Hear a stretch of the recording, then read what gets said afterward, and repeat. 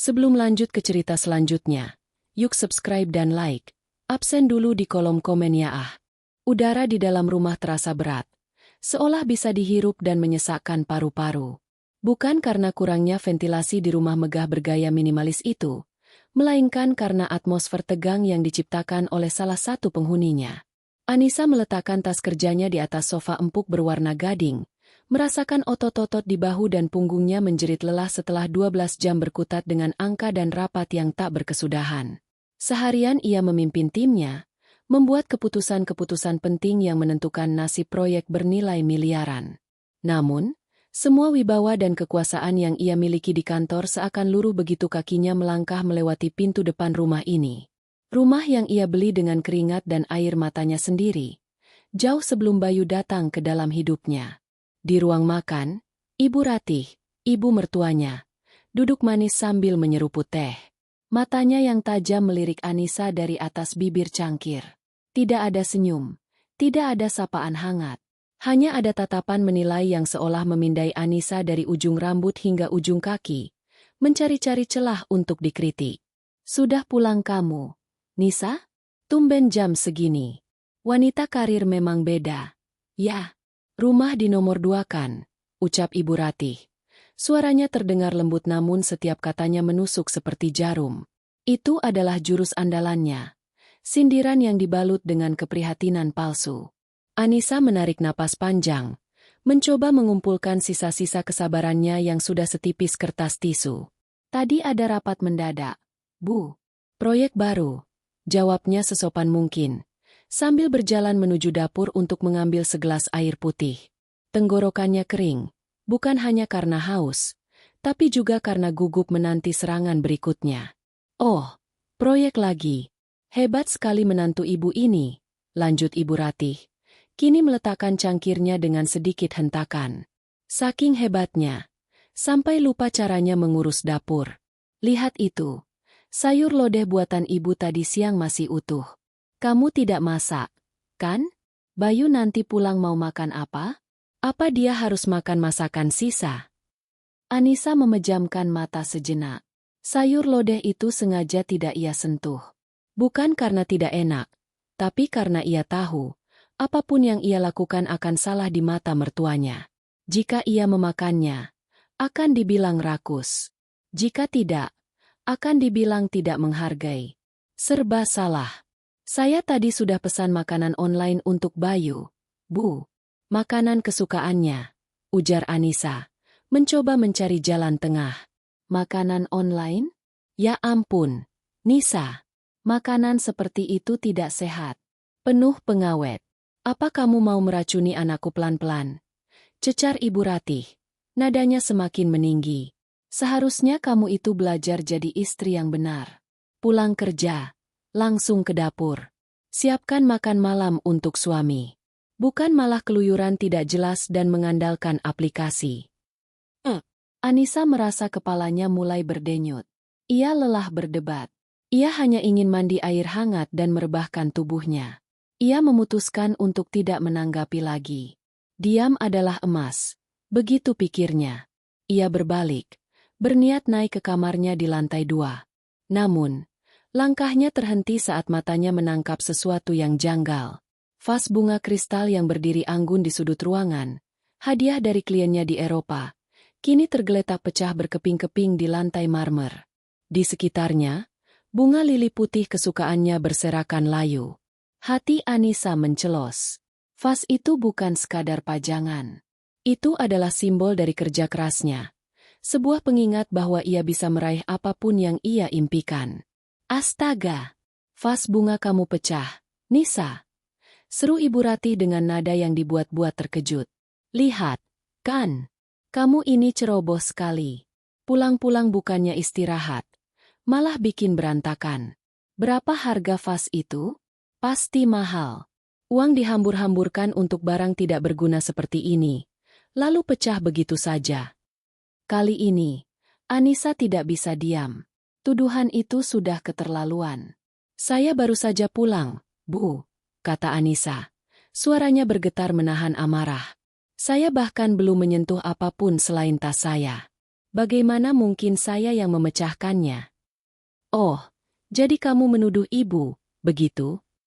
Ibu Ratih memasang wajah terzalimi. Matanya mulai berkaca-kaca. Sebuah senjata pamungkas yang selalu berhasil meluluhkan hati putranya. Ibu ini sudah tua, seharian di rumah ini sendirian, membereskan rumah yang seperti kapal pecah ini. Sekarang ibu dituduh memecahkan barangmu? Ya Allah, di mana hati nuranimu, Nisa? Perdebatan kecil itu pun tak terhindarkan. Anissa mencoba menjelaskan kronologinya dengan logika, sementara Ibu Ratih terus-menerus memutarbalikkan fakta dengan drama dan air mata. Suara mereka mulai meninggi, mengisi setiap sudut rumah yang seharusnya menjadi tempat peristirahatan yang damai. Tepat di puncak ketegangan itu, suara deru mobil terdengar memasuki halaman, diikuti dengan suara pintu depan yang terbuka. Bayu pulang. Wajahnya tampak lelah, namun kelelahannya sirna seketika saat melihat pemandangan di hadapannya. Istrinya berdiri dengan wajah tegang, dan ibunya yang tercinta sedang sesenggukan menahan tangis di kursi makan. Kepingan vas yang pecah menjadi latar belakang yang dramatis. Tanpa bertanya, tanpa mencari tahu apa yang sebenarnya terjadi, pikiran Bayu langsung melompat ke satu kesimpulan. Anissa, istrinya yang sukses dan dominan itu, pasti telah menyakiti hati ibunya yang lemah dan tak berdaya. Ada apa ini? Tanya Bayu dengan nada keras. Matanya menatap tajam ke arah Anissa, mengabaikan istrinya yang jelas-jelas juga sedang terguncang. Ia langsung menghampiri ibunya, merengkuhnya dengan protektif. Ibu kenapa menangis? Apa yang sudah dia lakukan, Bu? Ibu Ratih, dalam pelukan putranya, semakin menjadi-jadi. Tangisnya pecah. Dia menuduh ibu memecahkan vasnya. Bayu, ibu hanya ingin membersihkannya, tapi tidak sengaja tersenggol. Dia marah-marah, bilang ibu tidak berguna. Isaknya, mengarang cerita dengan begitu meyakinkan. Anissa terbelalak. Kebohongan itu begitu nyata, begitu keji. Tidak, Mas. Bukan begitu ceritanya. Aku. Cukup. Bentak Bayu. Matanya menyala penuh amarah. Ia menunjuk wajah Anissa. Tatapannya menghunus. Aku sudah muak dengan semua ini. Setiap aku pulang, selalu ada keributan. Dan selalu kamu yang memulainya. Tapi aku tidak salah. Anissa mencoba membela diri. Suaranya tercekat oleh rasa sakit hati karena dituduh membabi buta oleh suaminya sendiri. Tidak salah katamu. Ibu sampai menangis seperti ini dan kamu bilang tidak salah. Bayu benar-benar kehilangan kendali. Semua frustrasinya karena belum juga mendapat pekerjaan. Rasa mindernya terhadap kesuksesan Anissa, dan baktinya yang buta kepada sang ibu, meledak pada saat itu juga. Anissa menjadi sasaran empuk untuk melampiaskan semuanya. Puncak dari kesabaran Anissa telah tiba, namun ia tidak menyangka, itu juga menjadi awal dari mimpi terburuknya. Bentakan Bayu menggema di seluruh ruangan, memantul di dinding-dinding tinggi dan langit-langit katedral yang dulu Anissa rancang untuk menciptakan kesan lapang dan damai. Kini, kedamaian itu pecah berkeping-keping, sama seperti vas kristal di lantai. Kata, cukup, yang diteriakkan suaminya terasa seperti tamparan fisik. Anissa terhuyung mundur selangkah, bukan karena dorongan, melainkan karena kekuatan dari amarah yang meluncur deras ke arahnya. Hatinya seperti diremas. Pria yang berdiri di hadapannya, dengan wajah memerah dan urat-urat leher menonjol, terasa begitu asing. Ini bukan Bayu yang ia nikahi, pria lembut yang dulu selalu memujanya dan mendukung karirnya. Ini adalah monster yang terbangun dari rasa minder dan bakti buta. Tapi aku tidak salah. Anissa masih mencoba membela diri, suaranya tercekat oleh rasa sakit hati yang luar biasa. Bagaimana bisa Bayu menuduhnya tanpa mendengar penjelasannya sedikitpun? Tidak salah katamu. Ibu sampai menangis seperti ini dan kamu bilang tidak salah. Bayu melangkah maju. Jarinya masih menunjuk lurus ke wajah Anissa. Di belakangnya, Ibu Ratih menyembunyikan senyum tipis penuh kemenangan di balik isak tangisnya yang dibuat-buat. Drama yang ia ciptakan berjalan lebih sempurna dari yang ia bayangkan. Mas, dengarkan aku dulu. Mohon Anissa. Matanya mulai panas menahan air mata. Ia menolak untuk menangis di hadapan mereka. Ia tidak akan memberikan kepuasan itu pada ibu mertuanya. Aku tidak mau mendengar apapun lagi darimu, potong Bayu. Selama ini aku diam. Aku mencoba sabar menghadapi sifat arogansimu. Kamu pikir karena kamu punya uang, kamu bisa seenaknya di rumah ini? Kamu bisa merendahkan ibuku. Tuduhan itu begitu tidak berdasar hingga Anissa nyaris tertawa getir. Merendahkan? Ia yang selama ini menanggung semua biaya hidup, termasuk segala keinginan Ibu Ratih yang tak ada habisnya, dituduh merendahkan? Ia yang selalu pulang larut malam demi memastikan cicilan rumah lunas dan dapur tetap mengepul, dituduh arogan? Amarah yang dingin mulai merayap di dalam dirinya, menggantikan rasa sakit hati. Cukup sudah ia mengalah. Cukup sudah ia diam demi menjaga perasaan suaminya. Namun, sebelum Anissa sempat membuka mulut, Bayu melepaskan bom yang sesungguhnya. Ia menarik napas dalam-dalam, dadanya naik turun, lalu dengan suara yang bergetar karena amarah yang memuncak, ia mengucap kalimat yang akan selamanya terpatri dalam ingatan Anissa. Jangan berani-beraninya kau ribut dengan ibuku di rumah ini. Seketika, dunia Anissa seolah berhenti berputar. Kalimat itu diucapkan di dalam rumah yang setiap batanya adalah saksi bisu kerja kerasnya. Terasa seperti penghinaan terbesar dalam hidupnya. Di rumah ini, rumahnya, istananya, benteng pertahanannya. Kini, ia dilarang membuat keributan untuk membela dirinya sendiri di wilayah kekuasaannya. Napas Anissa tercekat. Rasa sakit itu begitu menusuk hingga membuatnya sulit bernapas. Tapi kemudian, sesuatu yang lain muncul. Sesuatu yang lebih kuat dari rasa sakit. Sebuah kesadaran yang menamparnya begitu keras. Selama ini ia telah salah. Selama ini ia telah membiarkan dirinya diinjak-injak. Dengan kepala terangkat dan tatapan yang berubah dari terluka menjadi tajam menusuk, Anissa membalas tatapan Bayu. Di rumah ini, desisnya pelan, namun penuh penekanan. Mas, apa kamu lupa? Ini rumahku. Rumah yang kubeli dengan uangku. Jauh sebelum ibumu datang dan tinggal di sini. Ucapan Anissa telak mengenai sasaran. Itu adalah kebenaran yang selama ini coba Bayu kubur dalam-dalam. Setiap kali ia berjalan di lantai marmer yang mengilap, setiap kali ia menikmati fasilitas mewah di rumah ini, selalu ada bisikan di benaknya yang mengingatkan bahwa semua ini bukan miliknya. Dan kini, Anissa mengucapkan kebenaran itu dengan lantang. Harga dirinya sebagai seorang pria, sebagai seorang suami yang seharusnya menjadi kepala keluarga, hancur berkeping-keping. Wajah Bayu berubah dari merah menjadi pucat pasi. Matanya membelalak, terkejut sekaligus marah karena merasa direndahkan di depan ibunya sendiri. Ia melihatnya bukan sebagai fakta, melainkan sebagai serangan terhadap kejantanannya. Oh, jadi sekarang kamu mulai mengungkit soal harta. Cibirnya, suaranya bergetar. Jadi karena ini rumahmu, kamu bisa berbuat semena-mena pada ibuku? Begitu. Bukan itu maksudku, sergah Anissa. Maksudku adalah, aku punya hak di sini. Aku punya hak untuk tidak dituduh. Hak? Bayu tertawa. Tawa yang terdengar mengerikan dan penuh luka. Kalau begitu, sebagai suamimu, aku juga punya hak.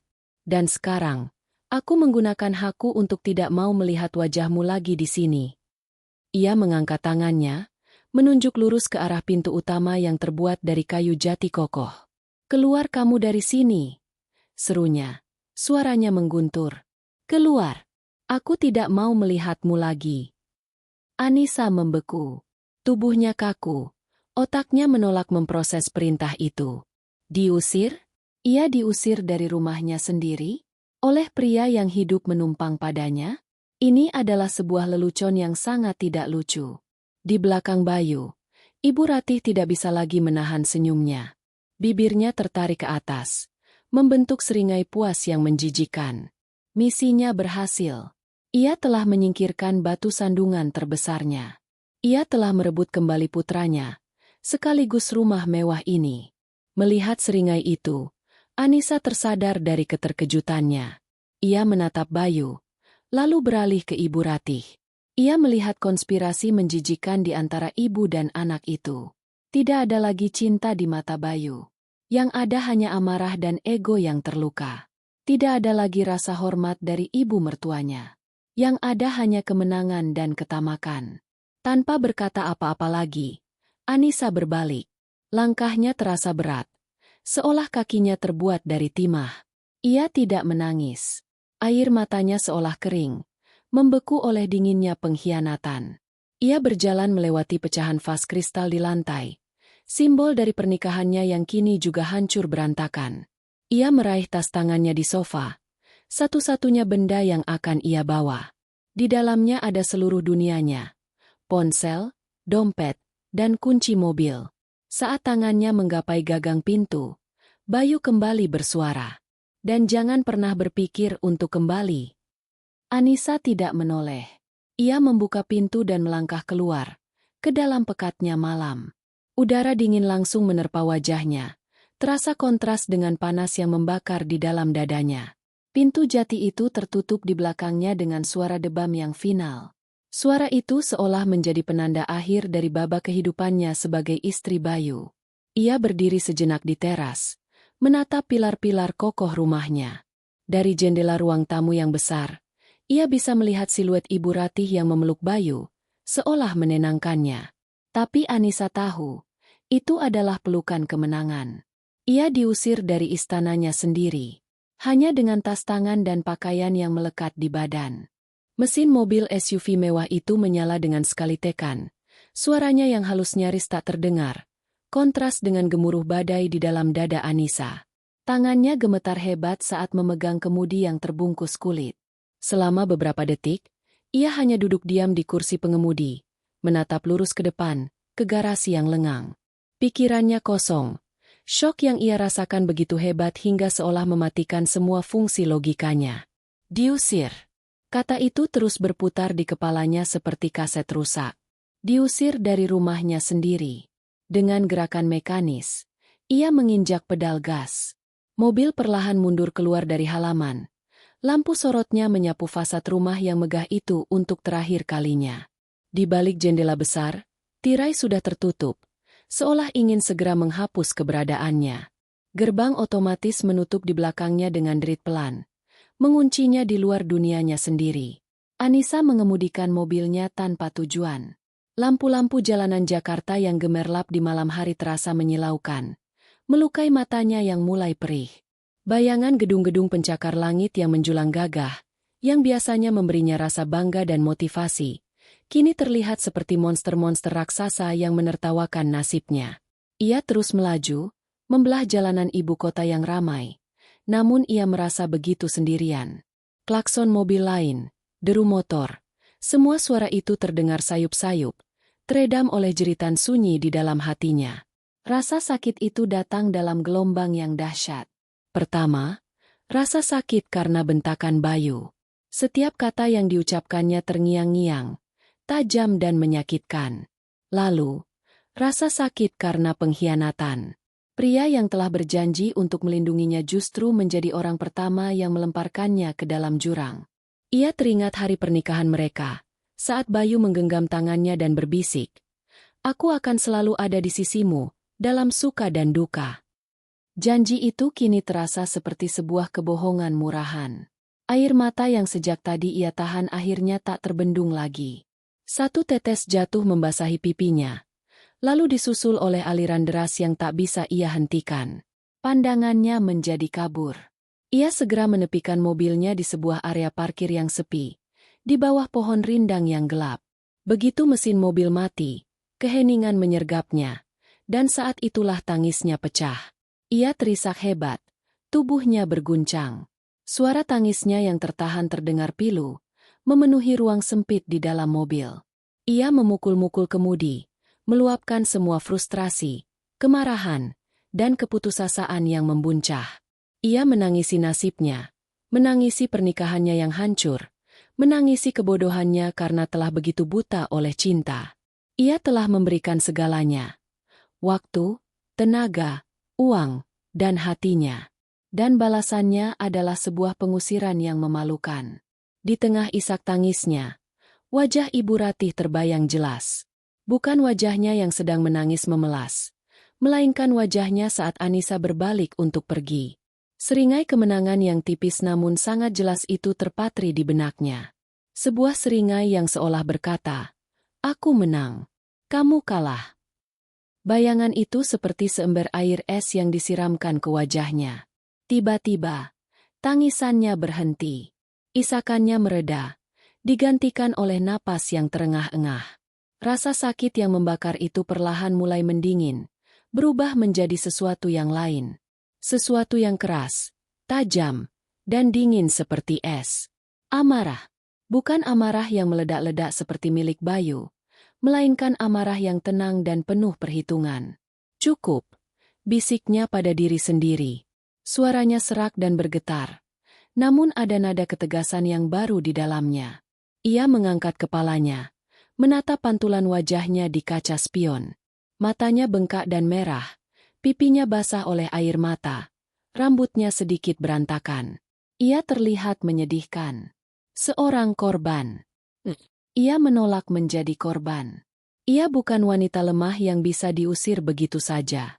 Ia adalah Anissa Wijaya, seorang direktur yang membangun karirnya dari nol. Ia adalah wanita yang membeli rumah ini dengan tangannya sendiri.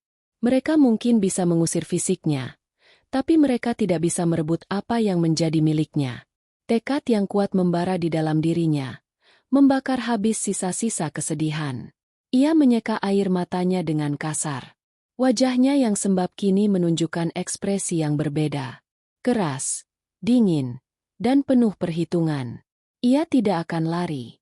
Ia tidak akan menginap di hotel atau rumah temannya sambil meratapi nasib. Ia akan kembali. Dan ia akan merebut kembali apa yang menjadi haknya. Malam ini juga, ia meraih tas tangannya, mengambil ponsel pintarnya yang canggih. Jarinya dengan cepat menari di atas layar. Waktunya membalikkan keadaan. Waktunya untuk menunjukkan pada Bayu dan ibunya siapa Anissa yang sesungguhnya. Mereka telah membangunkan singa betina yang sedang tidur. Dan singa itu kini lapar. Panggilan pertama ia tujukan pada Pak Tirtayasa, pengacara pribadinya yang sudah seperti keluarga. "Halo, Pak Tirta. Maaf mengganggu malam-malam," sapanya. Suaranya kini terdengar tenang dan terkendali, seolah insiden beberapa menit yang lalu tidak pernah terjadi. "Saya butuh bantuan Anda. Segera. Ini situasi darurat." Di seberang telepon, suara serak khas orang tua yang terbangun dari tidurnya terdengar. "Halo, Nisa? Ada apa malam-malam begini?" Itu adalah suara Pak Tirtayasa, pengacara gaek berusia akhir 60-an yang telah menangani semua urusan hukum Anissa sejak ia pertama kali merintis bisnisnya. Pak Tirta bukan sekadar pengacara. Ia adalah mentor, figur ayah, dan salah satu orang yang paling percaya pada potensi Anissa. "Selamat malam, Pak Tirta. Maaf sekali mengganggu istirahat Bapak," ucap Anissa. Suaranya terdengar sangat tenang, hampir dingin. Seolah semua emosi telah terkuras habis dan yang tersisa hanyalah baja. "Saya diusir dari rumah saya sendiri." Tidak ada isak tangis. Tidak ada nada memohon. Anissa menyampaikan fakta itu dengan lugas, seperti sedang melaporkan masalah bisnis. Keheningan sesaat di ujung telepon menandakan keterkejutan Pak Tirta. Ia tahu betul status kepemilikan rumah itu. Ia sendiri yang mengurus akta jual belinya, memastikan nama Anissa Wijaya, dan hanya nama itu, yang tertera di atas sertifikat hak milik. "Apa maksudmu diusir? Oleh siapa?" tanya Pak Tirta. Nada kantuknya langsung hilang, digantikan oleh ketajaman seorang pengacara yang mencium adanya ketidakadilan. "Oleh suami saya, Bayu." "Atas hasutan ibunya," jawab Anissa. Ia menatap lurus ke jalanan yang gelap melalui kaca depan mobilnya. "Saya tidak akan menceritakan detail pertengkarannya sekarang, Pak. Itu tidak penting. Yang penting adalah, saya ingin kembali ke rumah saya malam ini juga. Dan saya mau mereka berdua pergi dari sana." Permintaan itu begitu tegas dan tanpa kompromi, membuat Pak Tirta mengerti bahwa ini bukan lagi sekadar pertengkaran rumah tangga biasa. Ini adalah deklarasi perang. "Bagus," kata Pak Tirta. Suaranya terdengar puas dengan ketegasan Anissa. Jangan tunjukkan kelemahan sedikit pun. Kamu berada di posisi yang benar secara hukum. Rumah itu 100% milikmu. Mereka tidak punya hak apapun untuk mengusirmu. Justru mereka yang bisa dituntut karena melakukan perbuatan tidak menyenangkan dan menempati properti tanpa izin pemiliknya. Saya tahu, Pak. Karena itu saya butuh Bapak sekarang. Saya tidak mau datang sendiri. Saya butuh kehadiran Bapak sebagai kuasa hukum saya, ujar Anissa. Saya akan segera ke sana. Kirimkan lokasimu sekarang. Saya akan tiba dalam 30 menit. Kata Pak Tirta tanpa ragu. Sementara itu, jangan lakukan apapun. Tetap di tempatmu dan tunggu saya. Ada satu hal lagi, Pak. Tambah Anissa. Bisakah Bapak membawa 2 orang petugas keamanan? Bukan untuk melakukan kekerasan. Saya hanya butuh saksi yang netral, imparsial, dan berwibawa untuk mendokumentasikan kejadian ini dan memastikan keselamatan saya. Pak Tirta terdiam sejenak, lalu tertawa kecil. Kamu selalu berpikir 2 langkah ke depan, Nisa. Tentu saja. Akan saya siapkan. Tunggu saya. Panggilan telepon berakhir. Anissa segera membagikan lokasinya. 30 menit. Waktu yang cukup untuk memulai serangan pertama. Jarinya yang tadi gemetar kini bergerak dengan presisi mematikan di atas layar ponselnya. Serangan ini tidak akan meninggalkan bekas luka fisik, tetapi akan melumpuhkan mereka dari dalam. Serangan finansial. Aplikasi mobile banking terbuka. Pertama, ia masuk ke akun kartu kredit utama yang ia berikan pada Bayu sebagai kartu tambahan. Dengan 3 kali klik, kartu itu terblokir permanen. Transaksi ditolak. Anissa membayangkan ekspresi Bayu saat mencoba menggunakannya besok. Kedua, rekening bersama. Rekening yang ia buat saat awal pernikahan mereka dengan niat baik. Namun 95% isinya berasal dari gajinya. Ia melihat saldo yang tersisa. Tanpa ragu, ia mentransfer hampir seluruh isinya ke rekening pribadinya. Hanya menyisakan Rp100.000. Cukup untuk biaya administrasi bulanan. Ketiga, ia membuka daftar pembayaran otomatis.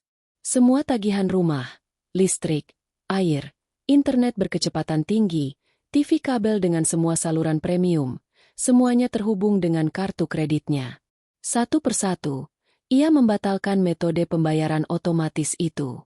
Notifikasi tagihan yang gagal bayar akan segera menghampiri mereka dalam beberapa hari ke depan. Tapi itu tidak cukup cepat. Ia butuh sesuatu yang dampaknya terasa malam ini juga. Sesuatu yang bisa memadamkan euforia kemenangan mereka. Dan ia tahu apa itu.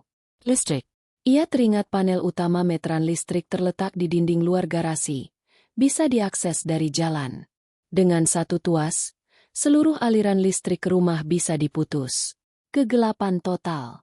Simbol yang sempurna untuk masa depan yang akan mereka hadapi tanpanya. Anissa menyalakan kembali mesin mobilnya. Ia tidak akan menunggu di tempat parkir yang sepi ini. Ia akan menunggu Pak Tirta di titik pertemuan yang lebih strategis. Sebuah kafe 24 jam yang hanya berjarak 5 menit dari kompleks perumahannya. Saat ia tiba, ia memesan secangkir kopi hitam pekat. Kafein akan menjaga pikirannya tetap tajam. Sambil menunggu, ia menatap pantulan dirinya di jendela kafe yang gelap. Wajahnya masih sembab, namun matanya menyala dengan api yang berbeda. Bukan lagi api kesedihan, melainkan api pembalasan. Tepat 25 menit kemudian, mobil sedan hitam yang ia kenali sebagai milik Pak Tirta berhenti di depan kafe.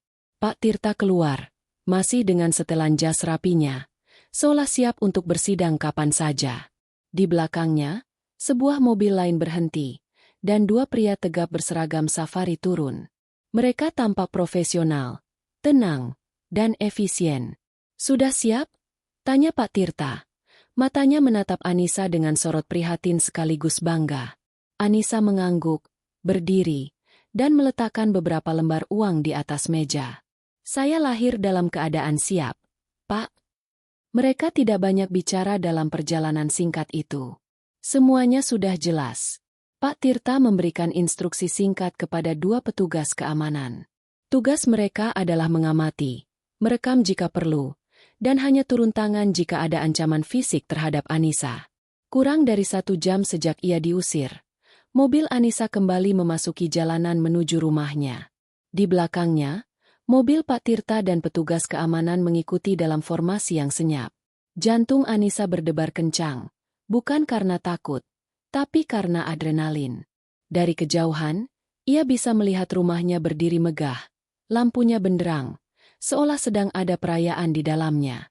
Anissa tersenyum tipis. Biarlah mereka menikmati pesta singkat itu. Karena sang pemilik istana telah kembali untuk memadamkan lampunya. Dan sebentar lagi, teriakan histeris mereka akan menjadi musik pengiring kemenangannya. Konvoi 3 mobil itu berhenti tanpa suara sekitar 20 meter dari gerbang utama. Jalanan kompleks perumahan elit itu sepi, hanya diterangi oleh lampu-lampu taman yang temaram. Dari posisinya, Anissa bisa melihat rumahnya dengan jelas.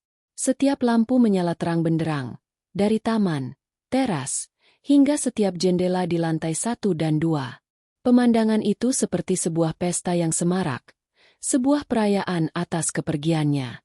Rasa getir menjalari lidahnya, namun dengan cepat ia menekannya. Malam ini bukan untuk merasa sakit, malam ini adalah untuk membalas. Sesuai rencana, Nisa? Bisik Pak Tirta dari mobilnya melalui sambungan telepon yang tetap terhubung. Sesuai rencana, Pak, jawab Anissa. Matanya terpaku pada satu titik di dinding luar garasi. Panel meteran listrik. Ia turun dari mobilnya. Udara malam yang sejuk terasa menusuk kulit, tetapi tidak sedingin es yang kini melapisi hatinya.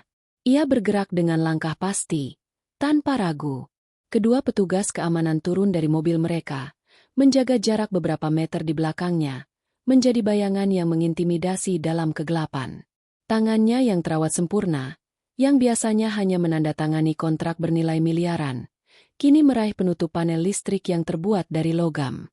Dengan sekali sentak, panel itu terbuka. Di dalamnya, sebuah tuas saklar utama berwarna merah menatapnya. Inilah jantung dari rumah itu. Sumber kehidupan, sumber kenyamanan, sumber cahaya yang kini dinikmati oleh para pengkhianat di dalam sana. Tanpa ragu sedikit pun, Anissa menarik tuas itu ke bawah. Klek! Suara itu terdengar begitu keras di tengah keheningan malam. Dan dampaknya seketika. Seluruh rumah yang tadinya benderang seperti istana, dalam sekejap mati total. Kegelapan pekat menelannya, menyisakan siluet bangunan yang kini tampak suram dan mengerikan di bawah cahaya bulan. Pesta telah berakhir. Hening. Selama beberapa detik, tidak ada suara apapun. Lalu, dari dalam rumah terdengar teriakan kaget. Lampu! Kenapa lampunya mati? Itu suara Ibu Ratih, melengking dan panik. Disusul oleh suara Bayu yang kesal. Mati lampu lagi? Sialan! Coba cek meterannya, Bu. Anissa tersenyum dingin dalam kegelapan. Ia menutup kembali panel listrik itu dan berjalan menuju pintu depan, diikuti oleh Pak Tirta dan kedua pengawalnya. Ia tidak akan menggunakan kuncinya. Malam ini, ia adalah tamu tak diundang di rumahnya sendiri. Jarinya menekan bel pintu. Bukan tekanan singkat, melainkan tekanan panjang yang terus-menerus, mengirimkan melodi digital yang biasanya terdengar ramah menjadi sebuah alarm yang mengganggu dan menuntut. Ting-tong ting-tong ting-tong. Suara langkah kaki tergesa-gesa terdengar dari dalam, diiringi omelan. Pintu terbuka dengan kasar. Bayu berdiri di sana. Wajahnya diterangi oleh senter dari ponselnya. Ekspresinya yang kesal seketika berubah menjadi syok murni saat cahaya ponselnya menyapu wajah Anissa yang dingin, lalu beralih ke sosok Pak Tirta yang berwibawa, dan akhirnya berhenti pada dua pria tegap berseragam yang berdiri di belakang mereka. Anissa? Apa-apaan ini? Bentak Bayu, mencoba mengembalikan keberaniannya. Beraninya kau kembali lagi ke sini? Siapa mereka? Sebelum Anissa sempat menjawab, Pak Tirta melangkah maju satu langkah. Posisinya kini berada di antara Anissa dan Bayu. Selamat malam, Bapak Bayu. Perkenalkan, saya Tirta Yasa, kuasa hukum dari Ibu Anissa Wijaya, pemilik sah properti dengan alamat ini. Saat itu, Ibu Ratih muncul di belakang Bayu, memegang lilin yang cahayanya menari-nari, menampakkan wajahnya yang semula penasaran. Ketika melihat rombongan di depan pintu, matanya melebar. Seringai kemenangan yang tadi terukir di wajahnya luntur, digantikan oleh ekspresi bingung dan waspada. Pengacara? Petugas keamanan? Cibir Ibu Ratih. Mencoba terdengar sinis namun ada getar ketakutan dalam suaranya. Ya Tuhan, Bayu, lihat istrimu. Dia membawa preman ke rumah kita. Koreksi, Bu. Sahut Pak Tirta dengan tenang namun tegas. Ini bukan rumah kita. Ini adalah rumah Ibu Anissa Wijaya. Dan bapak-bapak ini bukan preman. Mereka adalah petugas keamanan profesional yang hadir sebagai saksi untuk memastikan tidak ada tindakan melawan hukum yang terjadi malam ini. Pak Tirta mengeluarkan beberapa lembar dokumen dari map yang dibawanya.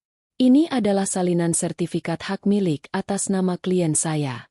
Menurut hukum yang berlaku, Anda berdua saat ini menempati properti ini tanpa izin dari pemilik yang sah.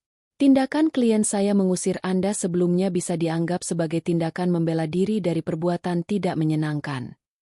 Wajah Bayu pucat pasi. Kata-kata, pemilik sah, dan perbuatan tidak menyenangkan, terdengar seperti palu godam yang menghantam kepalanya. Ia menatap Anissa, mencari sedikit saja sisa kelembutan di mata istrinya. Tapi yang ia temukan hanyalah tatapan kosong yang dingin.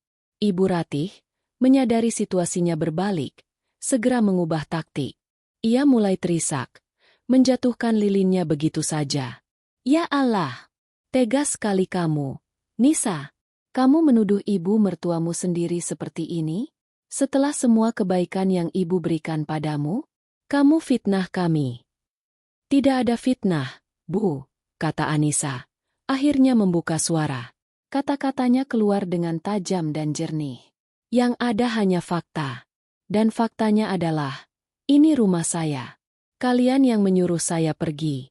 Sekarang, saya yang menyuruh kalian pergi. Itulah puncaknya. Topeng Ibu Ratih hancur berkeping-keping. Wajah memelasnya berubah menjadi seringai penuh amarah. Pergi. Ini rumah anakku juga. Kau kira kau siapa? Hah? Teriaknya histeris. Suaranya menggema di lorong yang gelap. Bayu tampak bingung, terjebak di antara amukan ibunya dan dinding hukum yang kokoh di hadapannya. Nisa, kita bisa bicarakan ini baik-baik. Tidak ada lagi yang perlu dibicarakan. Potong Pak Tirta. Kalian punya dua pilihan. 1. Berkemas seperlunya dan pergi dari sini dengan tenang malam ini juga. Atau 2, kami akan menghubungi pihak berwajib sekarang juga dengan laporan memasuki pekarangan orang lain tanpa izin dan perbuatan tidak menyenangkan. Pilihan ada di tangan Anda. Saat itulah kenyataan menghantam mereka berdua. Mereka kalah. Mereka tidak punya kuasa apapun di sini. Tawa puas mereka 1 jam yang lalu kini berubah menjadi abu. Tidak Aa. Ibu Ratih menjerit, bukan lagi teriakan marah, melainkan teriakan putus asa. Ia mencengkeram lengan Bayu, kukunya menancap dalam. Bayu, lakukan sesuatu. Jangan biarkan dia melakukan ini pada kita. Bayu. Bayu hanya bisa menatap Anissa dengan nanar. Mulutnya terbuka tanpa suara.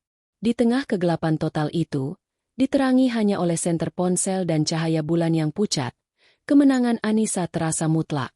Teriakan histeris ibu mertuanya menjadi musik yang mengiringi pembalasan dendamnya yang baru saja dimulai. Teriakan histeris Ibu Ratih menggantung di udara yang dingin dan gelap, lalu perlahan sirna, menyisakan keheningan yang memekakan telinga.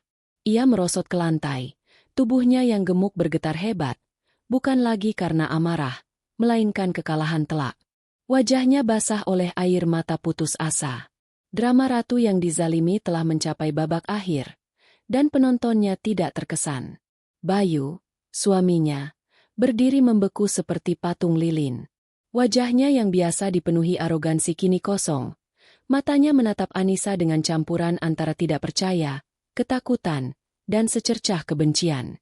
Ia seolah baru menyadari bahwa singa betina yang selama ini ia anggap jinak, yang ia pikir bisa ia bentak dan rendahkan sesuka hati, ternyata memiliki taring dan cakar yang sangat tajam.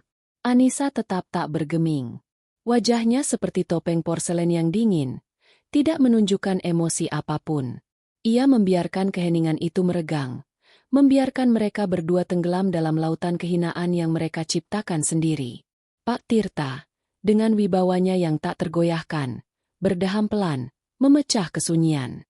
Waktu Anda tidak banyak, ujarnya dengan nada datar. Pilihan tetap sama. Pergi dengan sukarela, atau kami yang akan meminta pihak berwajib untuk mengantar Anda. Kata-kata itu menyadarkan Bayu. Ia menelan ludah dengan susah payah. Tenggorokannya terasa kering. Ia melirik ibunya yang terisak di lantai, lalu kembali menatap Anissa. Nisa.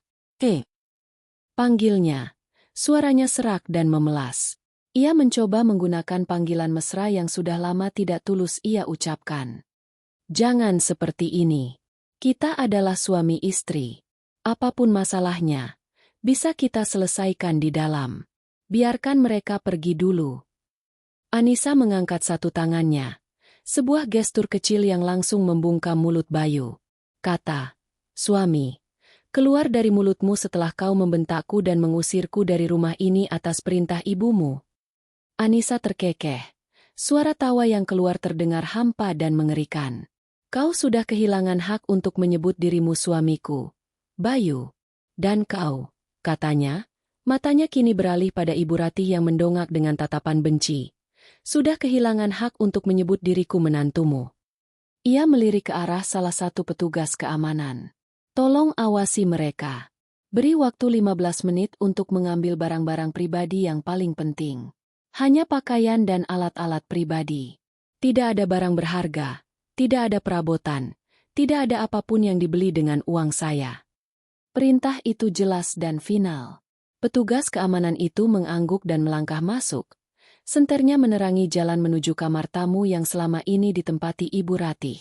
Bayu, didorong oleh rasa panik, akhirnya bergerak. Ia membungkuk dan berusaha membantu ibunya berdiri. Bu, ayo, Bu, kita berkemas dulu. Nanti kita bicara lagi, bisiknya, mencoba menenangkan. Tidak mau. Ibu tidak mau pergi dari rumah anak ibu. Raung Ibu Ratih, menepis tangan Bayu. Rumah ini bukan milik anak ibu, balas Anissa dengan tajam. Setiap bata, setiap ubin, setiap kabel di rumah ini dibeli dengan keringat saya. Tidak ada satu sen pun uang anak ibu di sini. Jadi berhenti berdelusi. Kenyataan pahit itu akhirnya menembus pertahanan Ibu Ratih. Dengan bantuan Bayu, ia bangkit dengan terhuyung-huyung, tatapan matanya kosong. Mereka berdua berjalan menuju kamar mereka masing-masing seperti robot, diikuti oleh bayangan petugas keamanan yang memastikan setiap gerakan mereka terpantau. Anissa dan Pak Tirta menunggu di ruang tamu yang gelap. Anissa tidak menyalakan kembali listriknya.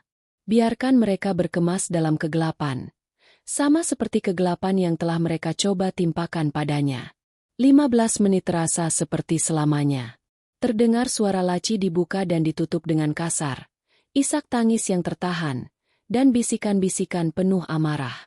Akhirnya, mereka kembali dengan masing-masing membawa satu koper kecil. Wajah mereka kuyu dan kalah. Saat melewati Anissa di ambang pintu, Bayu berhenti sejenak.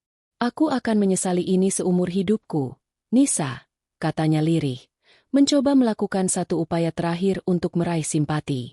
Bukan, kau hanya menyesal karena ketahuan, jawab Anissa dingin. Sekarang, pergi. Ibu Ratih menatap Anissa dengan tatapan paling berbisa yang bisa ia kumpulkan. Kau akan kena karmanya. Perempuan tidak tahu diuntung. Desisnya sebelum diseret pergi oleh Bayu. Anissa hanya menatap punggung mereka yang menjauh, menghilang di telan kegelapan malam. Ia mendengar suara mesin mobil Bayu dinyalakan, lalu pergi meninggalkan kompleks perumahan. Mereka benar-benar pergi. Setelah memastikan mobil itu benar-benar hilang dari pandangan, Anissa menutup pintu rumahnya. Ia menguncinya, memasang gerendel pengaman, melakukan semua hal yang seharusnya memberikan rasa aman.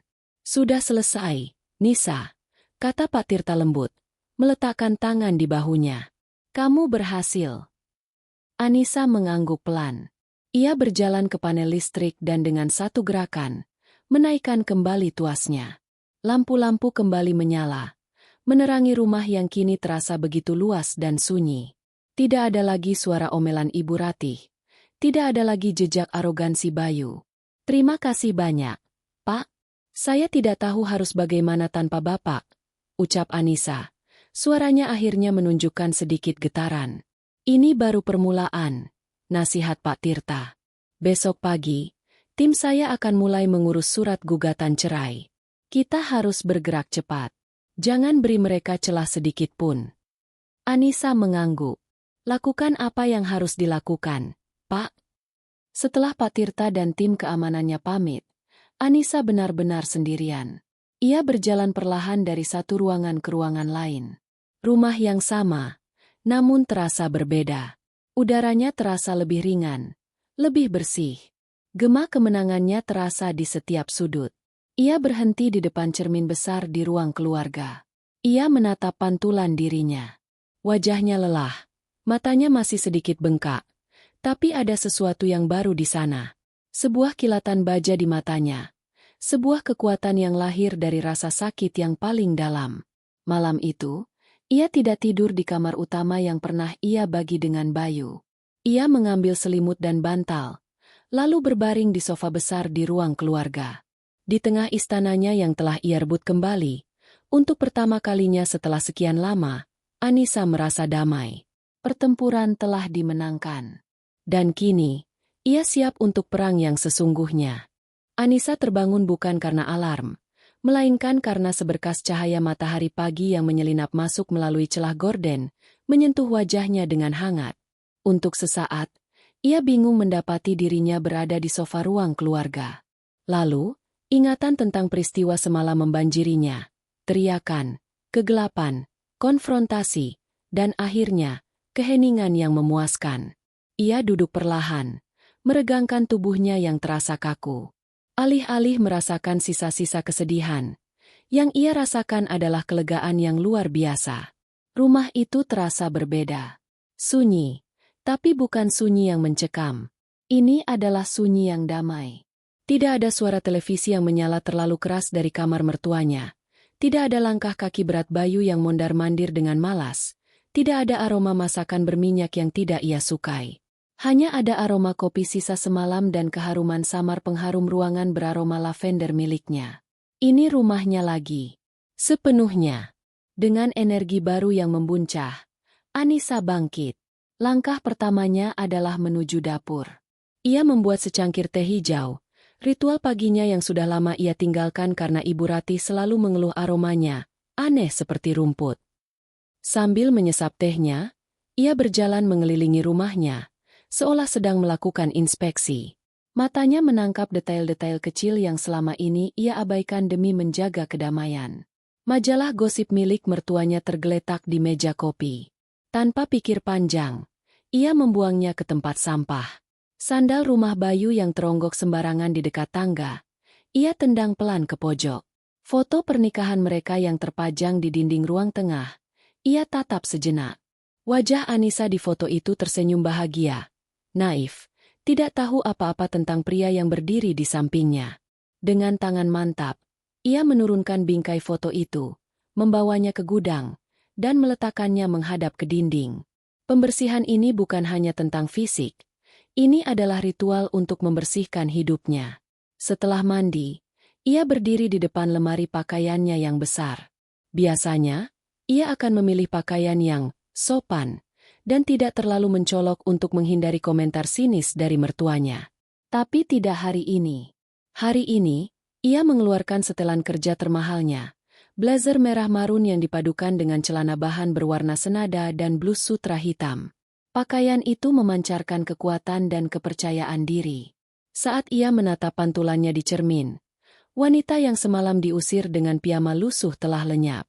Yang ada kini adalah Anissa Wijaya, CEO Wijaya Corp, seorang pejuang yang siap berperang. Pukul 9 pagi, ia sudah berada di firma hukum Tirtayasa O Partners. Pak Tirta menyambutnya bukan di ruang tamu biasa, melainkan di ruang rapat utama, tempat para pengacara terbaiknya sudah berkumpul. Di atas meja, dokumen-dokumen tebal sudah tersusun rapi. Ini bukan lagi sekadar konsultasi. Ini adalah markas perang. Selamat pagi, Nisa. Saya harap kamu bisa beristirahat semalam. Sapa Pak Tirta. Suaranya terdengar formal dan serius. Saya tidur lebih nyenyak dari bulan-bulan sebelumnya, Pak. Jawab Anissa dengan senyum tipis. Bagus. Karena kita punya banyak pekerjaan, kata Pak Tirta, menunjuk ke arah timnya. Tim saya sudah bekerja sepanjang malam. Ada beberapa hal yang perlu kamu ketahui. Seorang pengacara muda bernama Rian maju dan membuka sebuah map. Ibu Anissa, kami sudah melakukan penelusuran awal terhadap aktivitas keuangan Bapak Bayu selama 6 bulan terakhir, terutama dari rekening bersama dan kartu kredit tambahan. Layar besar di dinding ruang rapat menyala, menampilkan diagram alir transaksi yang rumit. Jantung Anissa berdebar sedikit lebih cepat. Kami menemukan adanya penarikan tunai dalam jumlah yang tidak wajar dan transfer rutin ke sebuah rekening atas nama Melani Puspita. Lanjut Rian, suaranya datar. Jumlahnya tidak fantastis dalam sekali transaksi, tapi jika diakumulasi selama 6 bulan, totalnya mencapai lebih dari 200 juta rupiah. Melani Puspita. Nama itu terdengar familiar. Anissa memejamkan mata sejenak, mencoba mengingat. Lalu ia teringat. Melani adalah teman lama Bayu dari zaman kuliah. Seorang janda muda yang beberapa kali, secara kebetulan, mereka temui saat makan di luar. Bayu selalu mengenalkannya sebagai teman baik. Jadi, pengkhianatan itu lebih dalam dari yang ia duga. Bukan hanya soal harga diri dan uang, tapi juga kesetiaan. Anehnya, Anissa tidak merasakan sakit yang menusuk.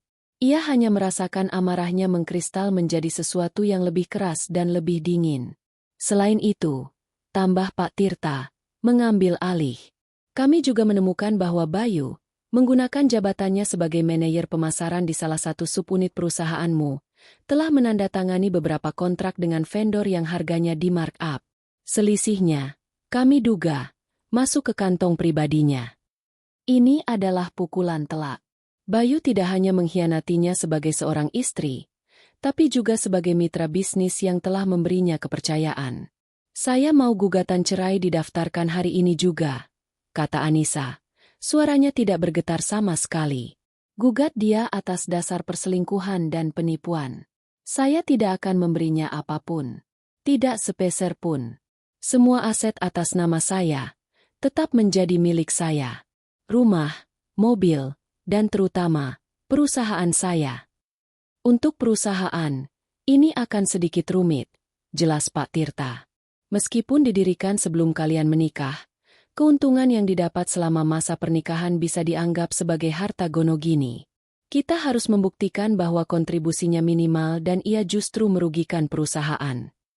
Kalau begitu, buktikan, tantang Anissa, matanya menyala. Gunakan semua bukti penipuan yang sudah kalian temukan. Saya mau dia keluar dari hidup dan perusahaan saya tanpa membawa apapun kecuali pakaian di badannya dan aib yang ia ciptakan sendiri. Tekad dalam suaranya membuat semua orang di ruangan itu terdiam sejenak. Mereka tahu, ini akan menjadi salah satu kasus perceraian paling sengit yang pernah mereka tangani. Dan mereka berada di pihak yang benar, pihak yang kuat. Sementara itu, di sebuah rumah kontrakan sempit di pinggiran kota milik salah seorang kerabat jauh Ibu Ratih, Bayu terbangun dengan kepala pening. Ibunya sudah mengomel sejak subuh, menyalahkannya atas semua yang terjadi. Ini semua karena kamu terlalu lembek. Kenapa tidak kamu lawan saja semalam? Cerocosnya. Lawan pakai apa, Bu? Dia bawa pengacara dan bodyguard. Balas Bayu frustrasi. Ia meraih ponselnya untuk memesan sarapan melalui aplikasi online. Saat ia mencoba melakukan pembayaran, sebuah notifikasi muncul di layar. Transaksi gagal. Kartu Anda telah diblokir. Dengan panik, ia membuka aplikasi mobile banking untuk mengecek rekening bersama. Matanya terbelalak melihat saldo yang tertera, Rp100.000. Tidak mungkin. Desisnya. Saat itulah sebuah email masuk ke ponselnya. Subjeknya, pemberitahuan skorsing. Dari Departemen HRD Wijaya Corp. Kenyataan menghantamnya seperti kereta api. Anissa tidak hanya mengusirnya dari rumah. Anissa sedang menghancurkannya. Potong demi potong. Teriakan frustrasi yang keluar dari mulutnya bercampur dengan omelan ibunya, menciptakan simfoni kekacauan di pagi hari yang suram itu. Perang telah resmi dimulai. Kertas-kertas di tangan Bayu bergetar hebat, bukan karena angin, melainkan karena guncangan yang menjalari seluruh tubuhnya. Lobi Wijaya Corp yang tadinya hanya menjadi latar belakang, kini terasa seperti panggung besar di mana drama kehancurannya dipertontonkan kepada seluruh dunia. Tatapan kasihan, bisikan penasaran, dan senyum sinis dari para karyawan yang melewatinya terasa seperti ribuan jarum yang menusuk kulitnya. Ia tidak ingat bagaimana ia bisa berjalan keluar dari gedung itu. Kakinya bergerak sendiri, membawanya menjauh dari menara kaca yang pernah menjadi simbol statusnya. Ia terduduk lemas di bangku trotoar yang panas. Napasnya tersengal-sengal. Surat gugatan cerai. Bukti perselingkuhan. Surat pemecatan. Ancaman tuntutan pidana. Setiap kata dalam dokumen itu adalah paku yang ditancapkan ke peti matinya. Anissa tidak hanya meninggalkannya. Anissa sedang menguburnya hidup-hidup. Perjalanan kembali ke rumah kontrakan terasa seperti perjalanan menuju neraka. Sepanjang jalan, omelan ibunya yang menemaninya di dalam taksi online menjadi musik latar yang menyiksa. Sudah ibu bilang, jangan main-main dengan perempuan itu. Sekarang lihat, kita jadi gelandangan. Hardik Ibu Ratih, suaranya melengking. Setibanya di sana, Bayu melemparkan amplop coklat itu ke atas meja reot. Ibu Ratih, dengan rasa ingin tahu yang lebih besar dari keprihatinannya, segera menyambar dan membacanya. Wajahnya yang semula merah karena marah, perlahan berubah menjadi pucat pasi saat matanya sampai pada bagian surat somasi, surat yang menyebutkan kata, penggelapan dana, dan ancaman hukuman penjara. Penjara? Desisnya. Suaranya bergetar. Bayu, apa yang sudah kamu lakukan? Kamu bisa masuk penjara. Ketakutan terbesar dalam hidupnya bukanlah kemiskinan, melainkan kehilangan kebebasan dan menanggung malu di hadapan seluruh kerabat. Tiba-tiba, Anissa bukan lagi menantu durhaka di matanya, melainkan monster yang siap menelannya bulat-bulat. Ini semua salahmu, jerit Ibu Ratih.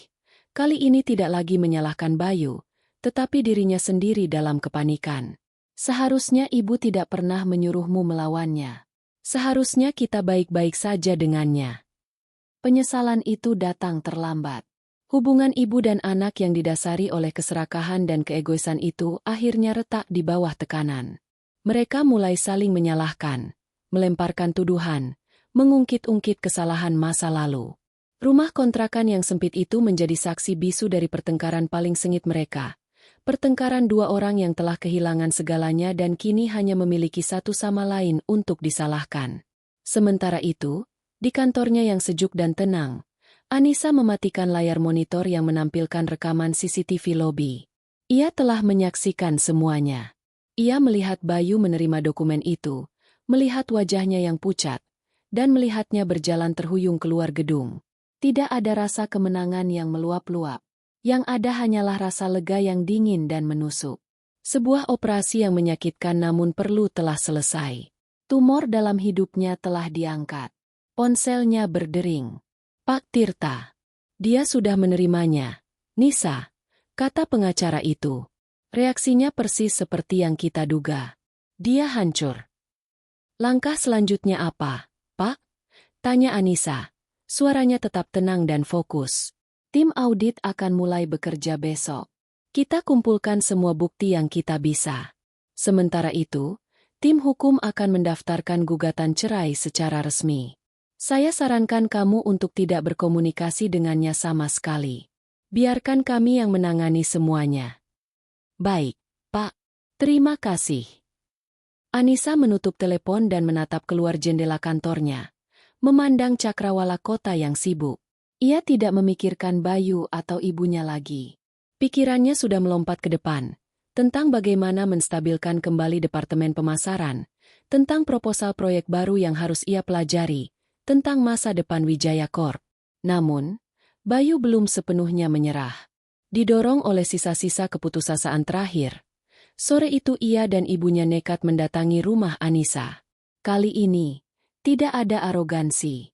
Tidak ada bentakan. Yang ada hanyalah dua sosok yang tampak kalah dan menyedihkan. Bayu menekan bel berulang kali. Ibu Ratih, dengan wajah basah oleh air mata buaya, mulai berteriak-teriak memanggil nama Anissa. Nisa, maafkan ibu. Nak, ibu salah. Tolong, jangan penjarakan anak ibu satu-satunya. Ratapnya, sandiwaranya kini mencapai puncak. Di dalam rumah, Anissa mendengar semuanya melalui interkom. Ia melihat mereka dari layar monitor keamanan. Bayu yang berlutut di depan gerbang. Ibu Ratih yang menangis histeris. Pemandangan itu tidak lagi menyentuh hatinya. Hatinya telah mati rasa terhadap mereka. Ia tidak menjawab. Ia tidak membuka pintu. Ia hanya mengangkat teleponnya dan menghubungi nomor Pak Tirta. Mereka ada di depan gerbang rumah saya. Pak? Kurang dari 15 menit. Sebuah mobil hitam berhenti di depan rumah. Pengacara muda yang tadi pagi menyerahkan surat di lobi turun dengan tenang. Ia mendekati Bayu dan Ibu Ratih. Selamat sore. Saya mewakili klien saya, Ibu Anissa Wijaya. Sapanya dengan nada formal. Ibu Anissa tidak ingin bertemu dengan Anda. Tindakan Anda saat ini dapat dikategorikan sebagai mengganggu ketenangan. Jika Anda tidak meninggalkan tempat ini dalam 5 menit, kami tidak akan segan untuk menghubungi pihak berwajib atas tuduhan pelanggaran batas properti pribadi. Ancaman itu, yang disampaikan dengan begitu dingin dan profesional, akhirnya mematahkan semangat mereka. Tidak ada lagi yang bisa mereka lakukan. Mereka telah kalah di semua lini. Dengan langkah gontai, ditarik oleh rasa malu yang luar biasa, ibu dan anak itu akhirnya pergi. Malam itu, Anissa berdiri di balkon kamarnya, menatap taman yang terawat rapi di bawah. Udara malam terasa sejuk, dan langit dihiasi bintang-bintang. Ia menghirup napas dalam-dalam. Untuk pertama kalinya, udara itu terasa benar-benar bersih, mengisi paru-parunya dengan kehidupan. Pertempuran telah usai. Badai telah berlalu. Yang tersisa kini hanyalah reruntuhan dari masa lalunya. Reruntuhan yang akan ia bersihkan untuk membangun fondasi yang baru. Fajar yang baru telah menantinya, dan kali ini, ia akan menyambutnya sendirian, dengan kepala tegak dan hati yang jauh lebih kuat. Kertas-kertas di tangan Bayu bergetar hebat, bukan karena angin, melainkan karena guncangan yang menjalari seluruh tubuhnya. Lobi Wijaya Corp yang tadinya hanya menjadi latar belakang, kini terasa seperti panggung besar di mana drama kehancurannya dipertontonkan kepada seluruh dunia. Tatapan kasihan, bisikan penasaran, dan senyum sinis dari para karyawan yang melewatinya terasa seperti ribuan jarum yang menusuk kulitnya. Ia tidak ingat bagaimana ia bisa berjalan keluar dari gedung itu. Kakinya bergerak sendiri, membawanya menjauh dari menara kaca yang pernah menjadi simbol statusnya. Ia terduduk lemas di bangku trotoar yang panas. Napasnya tersengal-sengal. Surat gugatan cerai. Bukti perselingkuhan. Surat pemecatan. Ancaman tuntutan pidana. Setiap kata dalam dokumen itu adalah paku yang ditancapkan ke peti matinya. Anissa tidak hanya meninggalkannya. Anissa sedang menguburnya hidup-hidup. Perjalanan kembali ke rumah kontrakan terasa seperti perjalanan menuju neraka. Sepanjang jalan, omelan ibunya yang menemaninya di dalam taksi online menjadi musik latar yang menyiksa. Sudah ibu bilang, jangan main-main dengan perempuan itu. Sekarang lihat, kita jadi gelandangan. Hardik Ibu Ratih, suaranya melengking. Setibanya di sana, Bayu melemparkan amplop coklat itu ke atas meja reot. Ibu Ratih, dengan rasa ingin tahu yang lebih besar dari keprihatinannya, segera menyambar dan membacanya. Wajahnya yang semula merah karena marah, perlahan berubah menjadi pucat pasi saat matanya sampai pada bagian surat somasi. Surat yang menyebutkan kata, penggelapan dana, dan ancaman hukuman penjara. Penjara? Desisnya. Suaranya bergetar. Bayu, apa yang sudah kamu lakukan? Kamu bisa masuk penjara. Ketakutan terbesar dalam hidupnya bukanlah kemiskinan, melainkan kehilangan kebebasan dan menanggung malu di hadapan seluruh kerabat. Tiba-tiba, Anissa bukan lagi menantu durhaka di matanya, melainkan monster yang siap menelannya bulat-bulat. Ini semua salahmu, jerit Ibu Ratih, Kali ini tidak lagi menyalahkan Bayu, tetapi dirinya sendiri dalam kepanikan. Seharusnya ibu tidak pernah menyuruhmu melawannya. Seharusnya kita baik-baik saja dengannya. Penyesalan itu datang terlambat. Hubungan ibu dan anak yang didasari oleh keserakahan dan keegoisan itu akhirnya retak di bawah tekanan. Mereka mulai saling menyalahkan, melemparkan tuduhan, mengungkit-ungkit kesalahan masa lalu. Rumah kontrakan yang sempit itu menjadi saksi bisu dari pertengkaran paling sengit mereka. Pertengkaran dua orang yang telah kehilangan segalanya dan kini hanya memiliki satu sama lain untuk disalahkan. Sementara itu, di kantornya yang sejuk dan tenang, Anissa mematikan layar monitor yang menampilkan rekaman CCTV lobi. Ia telah menyaksikan semuanya. Ia melihat Bayu menerima dokumen itu, melihat wajahnya yang pucat, dan melihatnya berjalan terhuyung keluar gedung.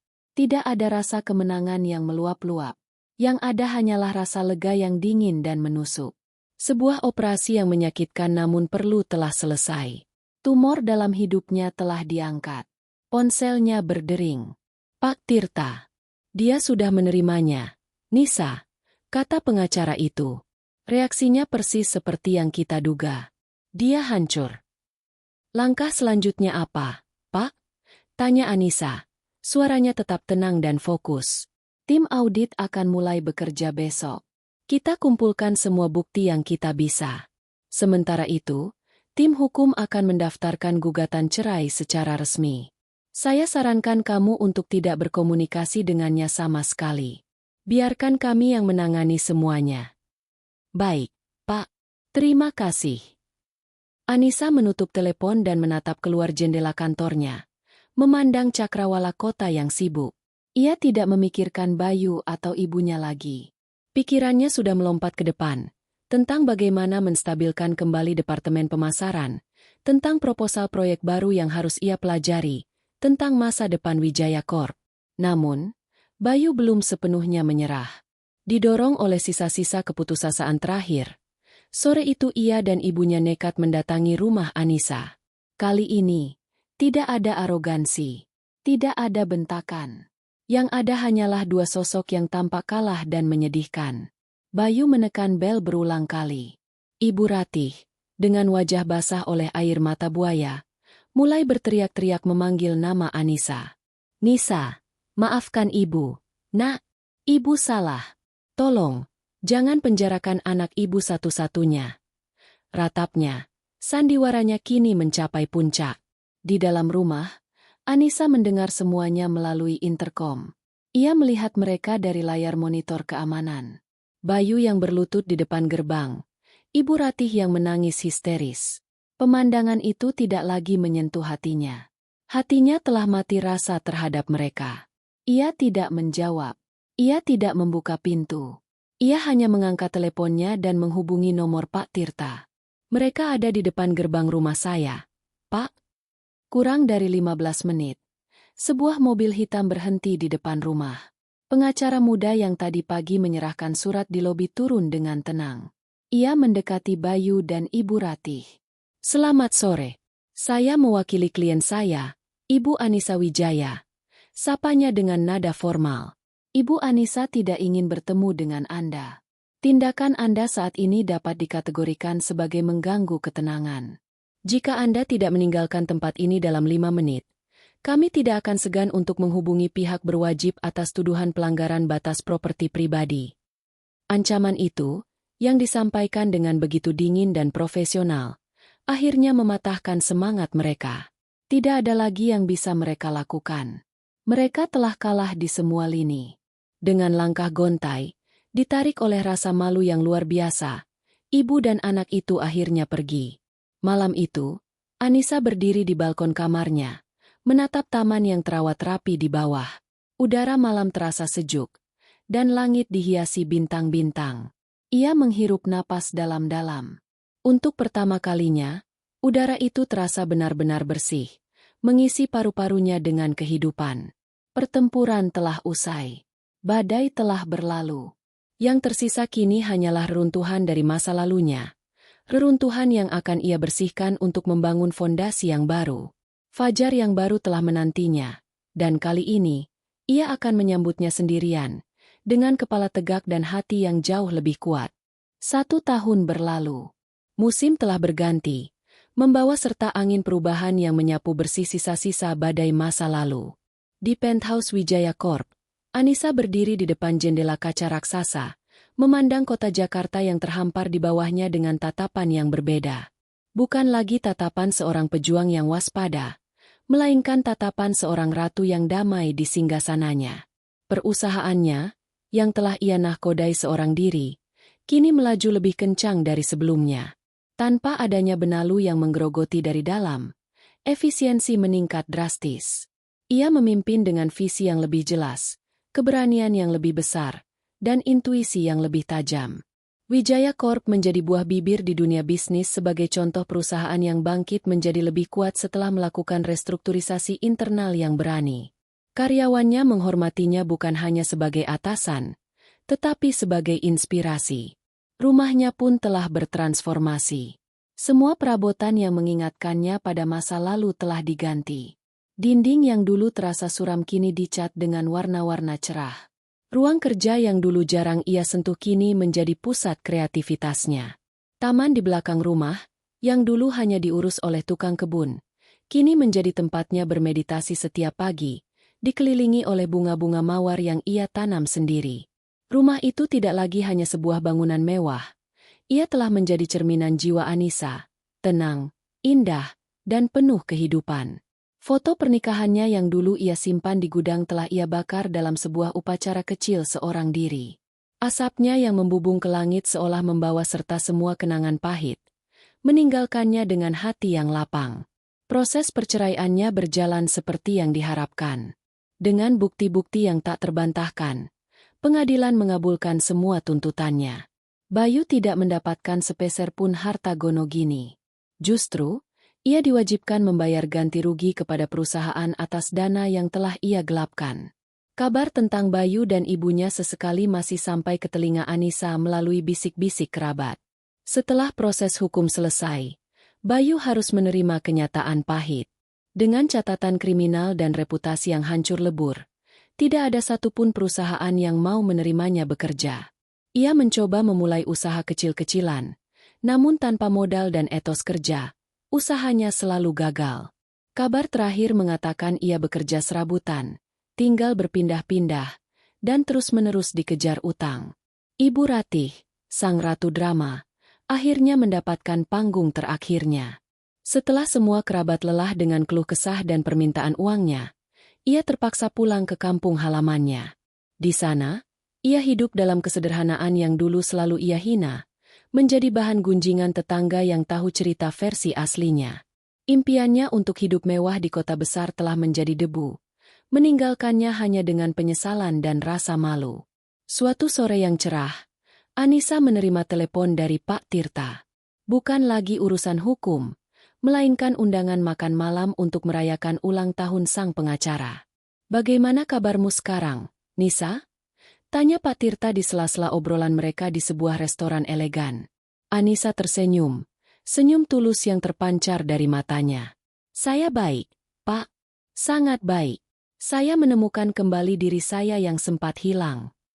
"Saya tidak pernah meragukannya," kata Pak Tirta. "Kamu terbuat dari baja. Badai hanya akan membuatmu semakin berkilau." Malam itu, setelah kembali ke rumah, Anissa tidak langsung tidur.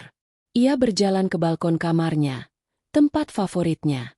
Udara malam terasa sejuk, dan bulan purnama bersinar terang, menaburkan cahaya peraknya ke seluruh taman. Ia teringat malam di mana ia diusir. Malam di mana ia merasa dunianya runtuh.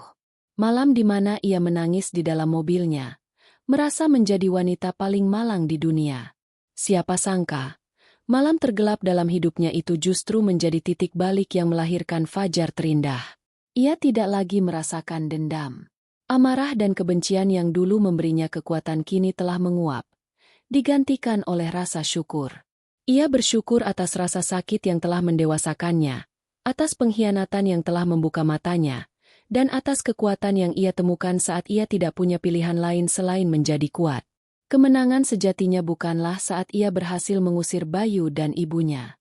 Bukan pula saat ia memenangkan semua aset di pengadilan.